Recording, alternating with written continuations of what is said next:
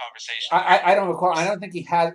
I might have given him a name, but he's known as the Texan. And basically, we have Paulie again exerting his influence. We find Yeah, out it's that it's another one of these controlling plus threats yeah, but it's interactions. one of these things where we find out that Paulie may have threatened Walter O'Malley, the guy who owned the Brooklyn Dodgers, to go to L.A. basically because he's trying to squeeze the people of Ebbets Field. And so here we have another real life event, and we have Pauly Marrivelli with his fingers. He's sort of like uh, he's got his fingers in every pie possible. You know, he knows celebrities, he knows baseball club owners, he knows uh, he's involved with the Texan again. Paulie is called in for the Bay of Pigs invasion. That's where he meets the Texan. So so that's this is another scene that just sets everything up. And a little bit later, I think, is the scene where he's got his dentist. He goes to the dentist, and his dentist friend.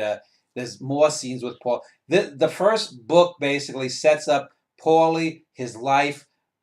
This is the foundation of the book, and we hear about the coming threat of the foundation, which takes place in the second book. But this book is just setting a lot of things up and how influential he is. We find out, for example, it says so. Tony D and Virgil called Virgil Walker. So Paulie and Tony D end up going to Virgil Walker, who is the brother of Elias Walker, the super spy.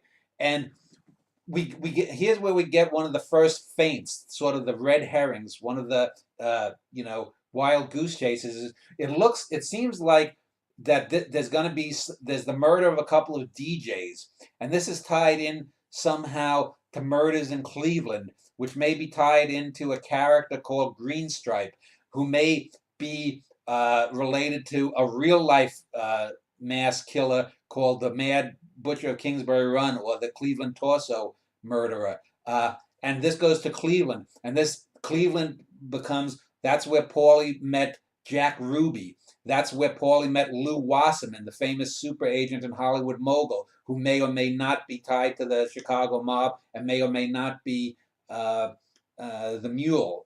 Uh, and so here we get the whole setup of what looks like it's going to be a digression, but ultimately nothing comes of it. We never find out why Virgil Walker was killed, although we do find out later in the book that the Norwegian killed Virgil Walker, but we don't have any idea why. And that's actually one of the major plot points of my spy book, in that we still don't find out why.